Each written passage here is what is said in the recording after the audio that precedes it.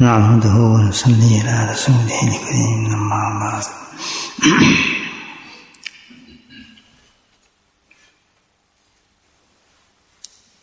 اللہ سبحانہ وتعالیٰ نے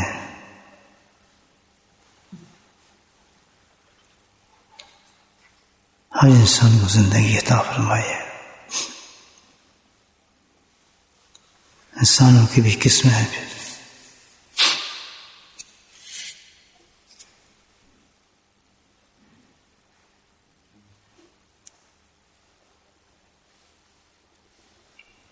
انسان کے اندر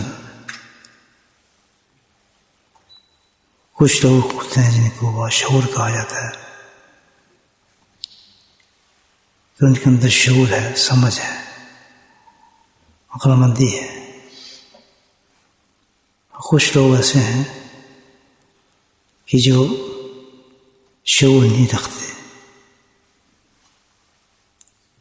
جو شعور رکھتے ہیں اور ناشعور رکھنے والے میں فرق یہ ہے کہ وہ اپنے نفع اور نقصان کو سمجھتا ہے. جس میں شعور ہوگا، سمجھ ہوگی، اس کے اندر سب سے پہلی چیز یہ ہوگی کہ وہ یہ سمجھتا ہے کہ میرا نقصان کس چیز میں ہے اور میرا فائدہ کس چیز میں ہے.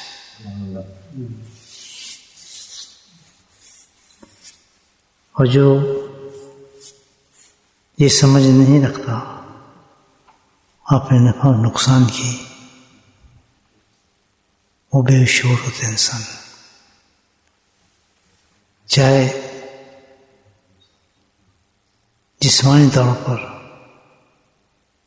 جتنے اپنے آپ کو اونچا سمجھے، چاہے معاشی اعتبار سے، پیسے کے اعتبار سے، مال کے اعتبار سے اپنے آپ کو بہت اونچا سمجھے، لیکن حقیقت میں کیونکہ اس کو اپنے نفع اور نقصان کا پتہ نہیں ہے تو شعور نہیں رکھتا، اور یہ سبھی فردی دھوکہ ہے اس کے لیے.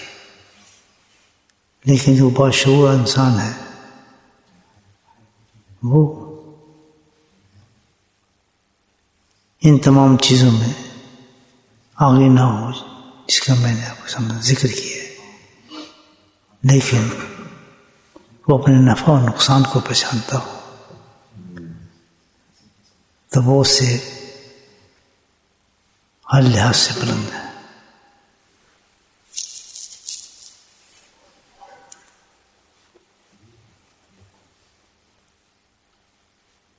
یہ پتہ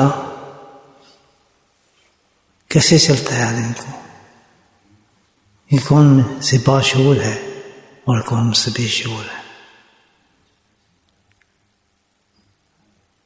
صحیح مشکلات کی ایک حدیث ہے، حسن رضی اللہ تعالیٰ روایت فرماتے ہیں کہ اللہ سبحانہ تعالیٰ ارشاد فرماتے ہیں کہ اسلام کی خوبصورتی یہ ہے، the beauty of اسلام. اسلام کی سب سے بڑی خوبصورتی یہ ہے کہ وہ مالانو یا نہ ہو، یہ انسان کے اندر یہ شعور پیدا کر دیتا ہے کہ کیا چیز تیری فائدہ مند ہے اور کیا تیری نقصان دہ چیز ہے. اتنی خوبصورت حدیث ہے کہ بہت بڑی چیز ہے کہ آدمی زندہ رہ رہا پتہ چلتا ہے کہ میں بالکل صحیح ہوں، ٹھیک ہوں، حقیقت میں اس کو پتہ ہی نہیں میں غلط ہوں، اس کو پتہ ہی نہیں میں غلط ہوں. اور جب آنکھ کھلتی ہے تو پتہ لگتا ہے یہ کیا ہو گیا، میں تو بہت غلطی میں تھا، بہت دھوکے میں تھا. تو پیارے نبی نے فرمایا صلی اللہ علیہ وسلم نے کہ اسلام جو ہے اس میں اللہ نے خوبی رکھی ہے اس مذہب کے اندر کہ انسان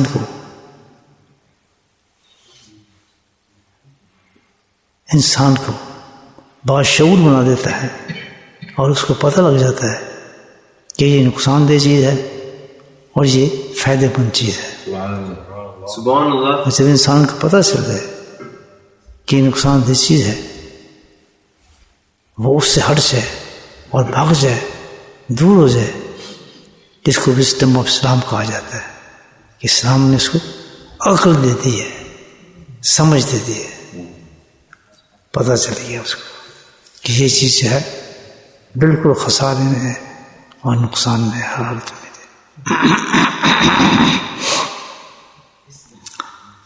تو یہ چیز اللہ تعالیٰ سبحانہ تعالیٰ نے اسلام میں رکھی ہے. تو پتہ ہی چلتا ہے کہ جب انسان مسلمان ہو، اپنے آپ کو کہتا ہے میں مسلمان ہوں،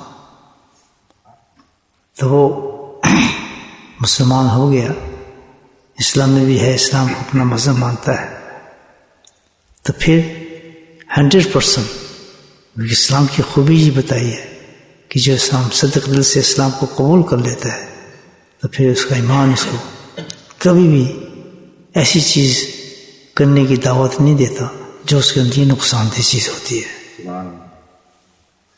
بات سمجھ گیا؟ سبحان اللہ.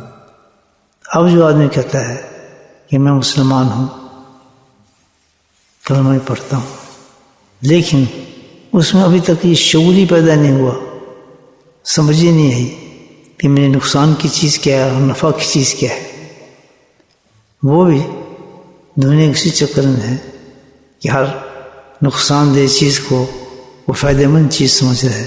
تو میرے بھائی اس کو اپنے ذرا خیال کرنا چاہیے کہ تیرے میں شعور پیدا نہیں کیا تو غلط ہے. یہ نشانی بتا دی ہے، کتنی سی نشانی ہے انسان میں کہ جب ان چیزوں کو انسان پسند کر رہا ہے کہ لو یہ نہیں ہے، جس کو فائدہ دینے والی چیز نہیں ہے، نہ اس سے کوئی اس کو کوئی فائدہ پہنچ سکتا ہے. اسلام کی دعوت ہی یہی ہے سب سے بڑی کہ انسان شعور پیدا کر لے اپنے اندر اور اس دنیا میں وہ چیزوں سے دور ہو جائے جس سے اس کو فائدہ نہیں ہے. اور فائدہ کیا چیز ہے؟ فائدہ یہ ہے کہ اسلام بتاتا ہے کہ اصل فائدہ تو یہ ہے کہ تیری آخرت بہتر ہو. سبحان اللہ. سبحان اللہ. سبحان اللہ. آخرت تیری بہتر ہو. یہ دعوت دے رہی ہے ہمیں. اسلام سب سے بڑی دعوت دیتا ہے کہ تیری جو ہے آخرت وہ بہتر ہونی چاہیے، وہ اچھی ہونی چاہیے. تو پھر جو باشعور آدمی ہوگا وہ سمجھ جائے گا کہ پھر مجھے ہر وہ کام کرنا چاہیے جو میری آخرت کے لیے بہتر ہو. سبحان اللہ. مجھے وہی قدم اٹھانے چاہیے، اسی طرف چلنا چاہیے جو میری آخرت کی بہتر ہے. اب جب دو چیزیں دنیا اس کے سامنے پیش کرتی ہے، جو اکثر ہر وقت ہمارے سامنے یہی ہوتا ہے کہ ہم مقابلہ کرنا پڑتا ہے کہ کس چیز کو ملے. تو یار دنیا چمکدار چیز ہے، گلیٹرنگ چیز ہے، بچے کی طرح ہر روشن چیز میں بچے جیسا بھاگتا ہے. وہاں پر جس میں اسلام ہوگا، جس میں دین اندر ہوگا، وہ سب سے پہلے سوچے گا کہ روشنی نہ دیکھوں، اس کی چمک نہ دیکھوں، بلکہ دیکھوں کہ آخرت میں اس سے کیا فائدہ مل رہا ہے. سبحان اللہ. سبحان اللہ. آخرت میں کس قدر میں آخرت میں کس قدر میں اللہ کے نزدیک ہو جاؤں گا اس سے. تو ہر مومن آدمی کا جب چلنے والا ہے اس کا دین ایسے ہی ہونا چاہیے، اسلام ایسے ہی ہونا چاہیے. آپ سوچنا یہ ہے کہ ہم اپنا تجزیہ اگر کریں تو کیا واقعی ہم اس مقام پر ہیں کہ ہمارا سلیکشن آف لائف جو ہے زندگی کا یہ ہے کہ جو آخرت کی فائدہ مند چیز ہے اس کو میں اپنی زندگی میں سلیکٹ کروں. اگر آدمی اس حدیث پہ چلتے ہوئے الحمدللہ اپنا معیار زندگی یہ بنا لیتا ہے، معیار یہ بنا لیتا ہے کہ ہر چیز جو بھی دنیا میں میری ہوگی، معاشی ہو، معاملات ہو، رہنا ہو، سہنا ہو، کاروبار ہو، چلنا ہو، دوستی ہو، رشتہ داری ہو، معاملات ہوں، اس میں میرا آخرت میں فائدہ ہے تو اس کو قبول کرے. آقا اس میں دیکھتا ہے کہ آخرت کا کوئی فائدہ نظر نہیں آ رہا اس میں، مجھے اس سے کوئی فائدہ نہیں ہے، تو اس کو ترک کر دے۔ ایسا کرنے والا انسان جو باشعور انسان ہے، اور انسان ایسا انسان ہے جس کی اسلام کی روشنی اس کے اندر پہنچ گئی ماشاء اللہ۔ سبحان اللہ سبحان اللہ۔ یہی ایک محنت درکار ہے انسان کے لیے حقیقت، اسی کا سب سے بڑا امتحان ہے انسان کا کہ ہماری اپنی سلیکشن کیا ہوتی ہے زندگی گزارنے کے لیے، کس طرف ہم چلتے ہیں، کون سا ہمارا راستہ ہے۔ اللہ سبحانہ تعالیٰ نے بہت ہی خوبصورت طریقہ ہمیں دے دیا۔ اسے ایک صحابی ہے، ابن حنان کی حدیث ہے، بلکہ صحابی نہیں بلکہ اللہ نبی کا اعلان ہے کہ جو شخص نماز پڑھتا ہے، رمضان ہے تو روزے رکھتا ہے، حج ہے تو حج کرتا ہے، زکوٰۃ دے تو زکوٰۃ دیتا ہے، تو اس کا حشر جو ہے شہداء میں اور صدیقین کے ساتھ کیا جائے گا۔ سبحان اللہ سبحان اللہ کتنا بڑا ہے، سبحان اللہ۔ سارے اعمال بتائے، لیکن شرط اس کے ساتھ ہے، ان ساری عبادات کے کرنے کے ساتھ شرط نے بتائی، شرط ایک ہے، قرض ایک ہے، تب یہ جا کر اعمال اونچے بنتے ہیں۔ وہ کیا ہے؟ اطیع اللہ و اطیع رسول ہے، سبحان اللہ سبحان اللہ۔ کہ اگر وہ یہ سارے کام اتباع رسول کے اندر کر رہا ہے اور للہیت میں کر رہا ہے، اللہ کے لیے کر رہا ہے، اور اس کا معیار کیا ہے؟ اتباع رسول ہے، نبی اکرم صلی اللہ علیہ وسلم، ان کو فالو کرتے ہوئے یہ سب سال زندگی میں کام کر رہے ہیں۔ نماز کی پکار ہو تو نماز پہ چلا جائے، اللہ کا حکم ہو روزے کا تو روزہ رکھ لے، مال خرچ کرنے کا حکم آئے تو مال خرچ کر دے زکوٰۃ کی شکل میں، حج کا موسم آئے تو حج پہ چلا جائے جیسے کہ حکم دیا گیا ہے۔ ان تینوں میں کوئی ڈھیل نہ ہو، نماز کے وقت کوئی سستی نہ ہو، جہاں سے آواز آ رہی ہے وہیں پہ جا کر سجدہ کرے، جہاں سے اللہ بلا رہا ہے اسی طرف جائے۔ رمضان میں بھی روزہ بھی اس طرح ہے، زکوٰۃ کا معاملہ اس کا ہے، حج کا معاملہ ایسے، پیسے موجود ہیں، صحت موجود ہے، اور حج کا موسم آ گیا تو اللہ کے نبی نے فرمایا کہ کوئی آدمی اگر حج پہ نہیں جاتا وہ یہودی ہو کے مرے یا نصارہ ہو کے مرے، ہم اس کی ذمہ داری نہیں لیتے۔ بہت بڑی وعید ہے کہ پورا سال اس کا خطرے میں پڑ گیا، اگر موت آ جاتی ہے تو یا یہودی ہو یا نصارہ، ہم اس کو کچھ نہیں ہمارے پاس۔ تو یہ ہے حج کی اتنی بڑی عبادت ہے، من سے لائے، پیسہ موجود ہے، کوئی شرعی عذر نہیں ہے، صحت وغیرہ سب ٹھیک ہے، اور کوئی بھی شرعی عذر نہیں ہے، تو پھر اس کے بعد حج سے کوئی آدمی رک نہیں سکتا۔ رکے گا تو پورا سال اس کے پاس جو ہے یہ خطرہ لگا رہے گا، اب موت نہ آ جائے، اب موت نہ آ جائے، اب میری موت جو ہے برباد کر دے گی۔ تو یہ چار اعمال انسان اللہ کے نبی نے فرمایا جب کرتا ہے اور اتباع رسول میں خدا کرتا ہے، نبی پاک کی اتباع کے مطابق کرتا ہے۔ آپ سوچیں کہ اتباع کیا ہے؟ کہ جو میں دوں وہ لو، جو میں کہہ دوں وہ چھوڑ دو، بس اتباع ہے۔ نبی پاک ہر چیز کے اندر اتباع کر رہا ہے، شکل، صورت، لباس، چلنا پھرنا، کریکٹر، تجارت، مال، رشتہ داری، معاملات، تو پھر ہمیں اس کا حشر صدیقین و شہداء کے اندر ہو۔ یہ اسلام کی بیوٹی ہے سبحان اللہ۔ کہ جیسے انسان نبی پاک کی سنتوں پہ چلنا شروع کرتا ہے، اس میں شعور آ جاتا ہے کہ کون سا میرے فائدہ مند چیز ہے اور کون سی میری نقصان دہ چیز ہے، سبحان اللہ سبحان اللہ سمجھ جاتا ہے اس کو۔ سبحان اللہ۔ اسی وجہ سے ہے کہ سارے اعمال انسان کرتا رہے اور سنتوں کی پیروکاری نہ کرے تو وہ یہ سمجھ نہیں سکتا پھر کہ کون سی چیز میں نقصان ہے اور کون سی میں فائدہ مند چیز ہے. اعمال کے ساتھ بھی فائدہ نہیں اٹھا سکتا. تو اس حدیث کا جو خلاصہ جو ہے وہ یہ ہوا الحمدللہ کہ اسلام جو ہے ایک ایسا مذہب ہے جس میں آنے کے بعد انسان مکمل طور پر الحمدللہ پروٹیکٹ ہو جاتا ہے، حفاظت میں آ جاتا ہے، شعور پیدا ہو جاتا ہے اس کے اندر کہ یہ میرے لیے غلط ہے اور یہ میرے لیے صحیح ہے. کبھی غلط چیز کو سلیکٹ نہیں کرتا. اگر اس میں کمی آ رہی ہے انسان میں یہ چیز پیدا نہیں ہوئی کہ وہ شعور کر سکے اپنے آخرت کا بھلائی اچھائی کا، تو پھر اس کو رہبری چاہیے، کوئی سبحان اللہ سبحان اللہ سبحان اللہ کوئی گائیڈنس چاہیے، اس کو سبحان اللہ سبحان اللہ کوئی روشنی چاہیے اس کو سبحان اللہ. کہ مجھ میں کیوں نہیں شعور پیدا ہوا اور کیوں نہیں ہو رہا.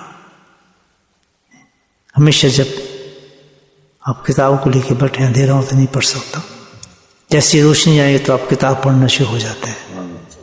تو اسلام کا معاملہ بھی ایسے ہی ہے کہ بغیر سنت رسول کے روشنی نہیں آتی تو ہم اسلام پہ چل نہیں پاتے. جیسے ہی نبی پاک کی سنتوں کی روشنی آتی ہے تو ہمیں راستہ نظر آنا شروع ہو سبحان جاتا اللہ ہے، بندہ چلنا شروع ہوتا ہے کہ نہیں اس میں فائدہ ہے، اس میں فائدہ ہے، اس میں فائدہ ہے. کتنی بڑی جماعت دیکھیں آپ، کائنات میں ایسی جماعت پیدا نہیں، 1,24,000 صاحب قیامت تک میں پیدا ہو گئی. ایسی بات، ایسے انسان پیدا ہو گئے کہ اسلام لانے کے بعد قوم پتہ کچھ نہیں تھا اچھائی برائی کا، اسلام میں داخل ہوئے. سبحان اللہ. اس وقت چاند چوبن پر تھا، روشنی پھیلی ہوئی تھی، خود نبی تشریف رکھتے تھے. اس کی روشنی میں سمجھ گئے کہ ہمارے لیے کیا چیز نفع مند ہے اور کیا چیز ہماری نقصان دہ چیز ہے، سبحان اللہ اور کامیاب ہوئے. آج سب سے غلط یہ ہے کہ ہمارے موجود ہیں ہمارے، لیکن شہیدوں کو صدیقوں کو درجہ ایسے نہیں ملتا، کوئی تبع رسول پر نہیں ہے، نبی پر سنت کے مطابق نہیں مانا. تو انسان جب ایسے ماحول میں بیٹھتا ہے، کسی ایسے انسان کے پاس جاتا ہے کہ وہ اس کی زندگی میں یہ سب چیزیں موجود ہیں، تو الحمدللہ انسان کے اندر ایک اللہ نے جذبہ رکھا ہے نقل کا. جیسے بندہ نقل کرتا ہے نا، انسان میں بندر کا جذبہ رکھا ہے، سبحان اللہ بندر کی طرف نہ سمجھتے ہوئے پھر وہ نقل کرنا شروع کر دے گا. سبحان اللہ جیسے وہ نقل کرتا ہے کسی انسان کی، الحمدللہ سبحان اس میں پھر شعور پیدا ہونا شروع ہو جاتا ہے. سبحان اللہ ہمیشہ آپ یاد رکھیں جب کسی اللہ والے کے پاس جاتے ہیں انسان تو سب سے پہلے اس کے اندر یہی شعور پیدا ہوتا ہے کہ یہ چیز میرے لیے اچھی ہے، یہ چیز میرے لیے اچھی نہیں ہے. سبحان اللہ تبھی تو پھر اس پہ محنت شروع کرتا ہے، پھر وہ اسٹیپ اٹھاتا ہے اس پر اور مجاہدہ شروع کرتا ہے کہ جو چیز میری اچھی نہیں اس کو مجھے چھوڑنا پڑے گی، اور پھر اس چھوڑنے کی کوشش شروع کر دیتا ہے. اس سے پہلے اس کو پتہ نہیں تھا کہ میرے لیے فائدہ مند چیز کون سی ہے، غیر فائدہ مند چیز کون سی. میرے بھائیو، رمضان ہمیں یہ سارے پیغام دے کر جا رہا ہے، اور ہمیں کوشش کرنی چاہیے کہ اپنی زندگی کو ہم صحیح کر لیں، باشعور کر لیں. کیونکہ بے شعور تو وہ لوگ ہوتے ہیں جانور کی طرح، جانور کو جو گھاس ڈال دو کھا جائے گا، جو چیز ڈال دو کھا جائے گا. کسی جانور کو کھانا کھلائیں وہ آپ سے کوشچن نہیں کرے گا یہ حلال ہے یا حرام ہے، جس سے اس کی نقصان دہ یہ صحیح ہے، جو ڈالو وہ کھا جائے گا. تو ایسے انسان جب جس زندگی میں آ جائے انسان، جب شعور نہ ہو تو بھی ایسی کرتا ہے، ہر چیز وہ بس ہضم کر جاتا ہے کہ مجھے نقصان دے گی یا فائدہ دے گی کہ اس کا معیار ہی نہیں ہے. جب شعور پیدا ہو جاتا ہے انسان تو پھر وہ جانور نہیں رہتا. الحمدللہ پھر کوشچن بھی کرتا ہے اپنے آپ سے، پوچھتا بھی ہے کہ اس میں کچھ فائدہ ہے آخرت کا، نقصان کتنا ہے، اور پھر انشاءاللہ نقصان کی چیز کو چھوڑ دیتا ہے. تو اللہ سے دعا کریں اللہ پاک ہم اس رمضان کے اندر ایسی روشنی عطا فرما دے، ایسا شعور عطا فرما دے کہ ہم اپنے آپ کی اچھائی اور برائی کو سمجھنے لگیں کہ یہ چیز ہماری آخرت کے لیے بے انتہا خراب ہے، بہت سزاؤں تک میں لے کے جا رہی ہے. ہمیں اس کو اس عادت کو، اس ہیبٹ کو، اس چیز کو ترک کر دینا چاہیے. یہی چیز ہے جس رمضان ہمیں ریئلائز کرا رہا ہے، یاد کرا رہا ہے، احساس پیدا فرما رہے ہمارے اندر. اللہ سے دعا کریں اللہ پاک ہمیں اپنی اس کوشش میں کامیابی نصیب فرمائے اور ہم باشعور انسان بن سکیں. درود پڑھنا ہے. بسم اللہ الرحمن الرحیم الحمد للہ رب العالمین حمدا کثیرا طیبا مبارکا سبحان اللہ وبحمدہ عدد خلقہ ورضا نفسہ. اللہم لک الحمد کما تعالی صلی اللہ علیہ وسلم. اللہم اغفر لنا ذنوبنا وصل اللہ علیہ وسلم. اللہم احفظنا من کل فتنہ ما ظہر منہ ما ظہر. ربنا لا تجعلنا فتنة نجنا برحمتك من الفاسقين. اهدنا الصراط المستقيم يا حي يا قيوم برحمتك نستغيث.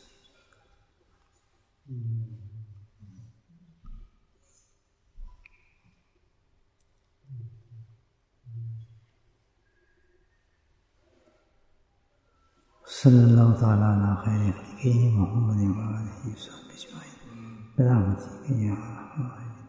سبحان ربک رب العزة عما یصفون، السلام علی المرسلین، الحمد للہ رب العالمین. آمین.